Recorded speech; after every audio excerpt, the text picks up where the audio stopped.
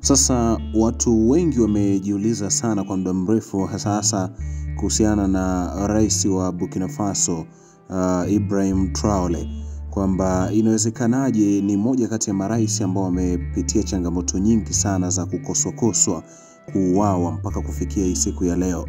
Sasa mimi nataka nikuambie sababu ambazo zimefanya Ibrahim Traore mpaka leo amekuwa hai, au siri yake ya kuishi licha ya kuwa na watu wengi sana ambao wamekuwa wakimuinda kutaka kumuua. Kitu cha kwanza tufahamu kwamba kuwa rais lakini pia ama ni mwanajeshi, ushawahi kuwa mwanajeshi, ni kitu ambacho kwanza kinabeba sana katika swala zima la ujasiri, lakini pia kujua mbinu za jinsi ya kujikinga na mahadui ambao huenda wanakuwa wanakuinda kila unapoamka. Kwanza Traore yeye ni mtu ambaye anajali sana usalama wake, kwa sababu anafahamu jinsi gani alivyoingia katika madaraka.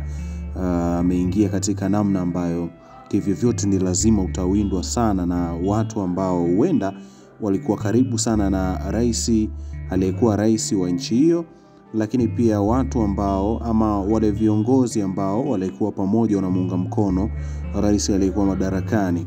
Lakini pia kitu kingine ambacho tunatakiwa kukifahamu ni kwamba kuwa rais katika nchi ambayo imepitia mapinduzi na baadhi ya mapigano, kwanza unajiwekea riski pia kwa supporters wa nje ya nchi ambayo wewe umechukua rais. Mfano, nchi kama Burkina Faso awali ilikuwa ina mashirikiano na baadhi ya nchi mbalimbali za Afrika, lakini pia nje ya Afrika ambazo zilikuwa zinaungana nao mkono. Kwa hiyo inapotokea wewe umefanya attempt ya kupindua serikali iliyopo, maana yake ni kwamba wale wote ambao walikuwa wanamsupport kutoka nje ya nchi yenu, wote wanakutazama wewe kwa jicho ambalo ni la husuda, ama jicho la wanakuchukulia kama muasi. Sasa kuitwa muasi katika nchi yoyote ile ambayo ina serikali na ina sheria, maana yake ni kwamba moja kwa moja wewe unakuwa subjected to death. Unakuwa subjected to death, maana yake ni muda wowote na saa yoyote una uwezo wa kuuawa, ikiwa tu wale watu ambao walikuwa wanamsupport rais aliyekuwa anaongoza hiyo nchi wakaona sasa ni muda sahihi wa kukufuatilia na kukumaliza. Na hiyo imetokea mara nyingi sana kwa Ibrahim Traore.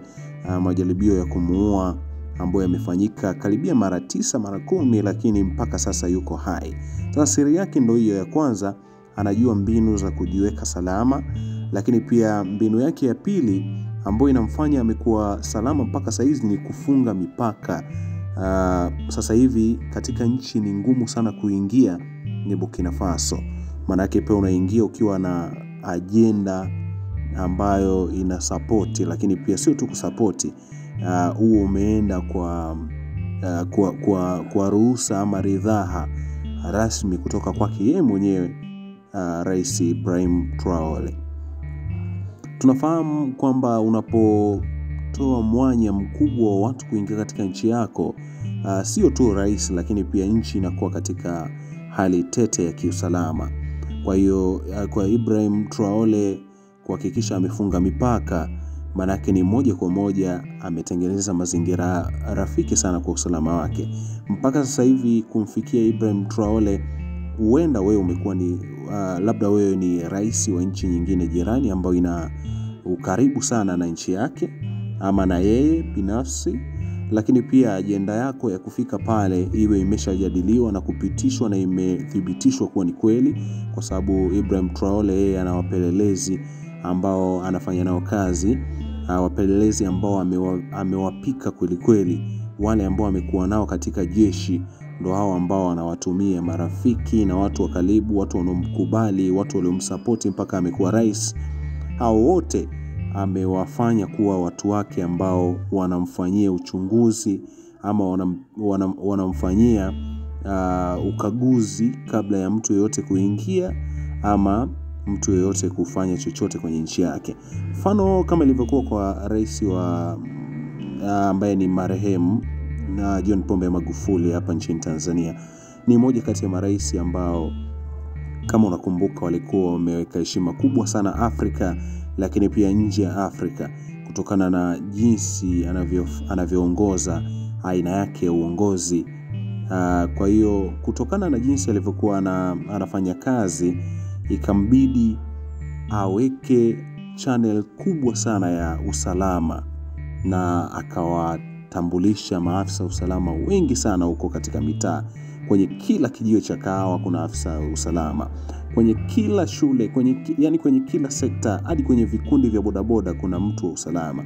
Ile ni kutengeneza usalama wako wewe kwanza rais, lakini pia usalama wa nchi, kuhakikisha kila kinachosemwa, kila kinachofanywa kwenye nchi wewe unakuwa unakifahamu kupitia wale watu ambao umewawekeza. Kwa Rais Traore pia amefanya hicho kitu kwa kuwaweka maspai wapo ndani, lakini pia nje ya nchi zile ambazo huenda zina uhasama na yeye ama zina mpango wa kumdhuru yeye na serikali yake.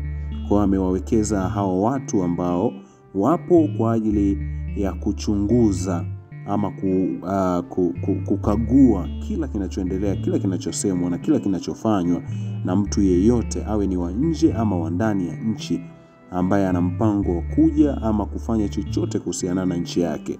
Kwa hiyo Ibrahim Traore amewekeza hao watu kwa wingi sana, na uzuri ni kwamba watu waliowaweka, licha tu ya kwamba wanalipwa, lakini ameweka watu ambao wana mahusiano nao mazuri, watu ambao wana mapenzi naye ya dhati kabisa. Na kuna muda mwingine sio wanajeshi, ni watu tu wa kawaida ambao wana mapenzi ya dhati, ambao wako tayari kumlinda na kulinda nchi. Amewawekeza huko kwamba chochote utakachosikia kinachosemwa kuhusiana na serikali yangu, hakikisha unakifikisha. Kwa hiyo hiyo ni njia ya pili ambayo Traore amejiwekea usalama mpaka sasa yupo hai, licha ya kuwa na attempt nyingi sana za kuuawa. Kitu cha tatu, Traore ni mtu ambaye anaamini Mungu. Hapa ni sehemu muhimu sana ambayo Traore ameweza kuteka usalama wake, yani ameuteka yeye mwenyewe usalama wake. Maana yake ni kwamba yeye ameamini kwamba bila Mungu hakuna kitu ambacho kitawezekana. Kwa hiyo amewekeza nguvu kubwa sana katika imani, kumuomba Mungu ampe uhai, na ndio maana kila watu wanapojaribu kufanya attempt yoyote ya kumuua ama kumvamia, kumjeruhi, yeye anakuwa anafahamu, anatambua. Muda mwingine sio tu kwa uwezo wake yeye kwa sababu ni mtu makini, lakini kwa sababu Mungu pia ameshirikishwa katika usalama wake. Kwa hiyo hayo ni mambo baadhi ambayo yamemfanya Ibrahim Traore mpaka leo kuwa hai, licha ya kwamba ameshambuliwa, ama ni rais ambaye amepitia mashambulio mengi sana ya kutaka kumuondoa uhai, mengine ya kusababishiwa ajali, mengine ya kuvamiwa moja kwa moja, mengine ya kuwekewa sumu, mengine, yani ni mengi sana. Lakini mpaka sasa, kabla hujafanya attempt ya kumuua, wewe unakuwa tayari umeshauawa. Mimi ni Bosco Melody, hii ni Melo TV Online. Tafadhali usisahau kusubscribe, kulike, kushare na kucomment ili kuwa wa kwanza kupata taarifa zote ulimwenguni kote, na za uhakika na za kukizi haja yako kwa wakati. Subscribe Melo Online TV ili uwe wa kwanza kupata habari na matukio. Usahau kulike, kushare na kucomment. Kuwa familia yetu, tukuhabarishe, tukujuze na kukuelimisha.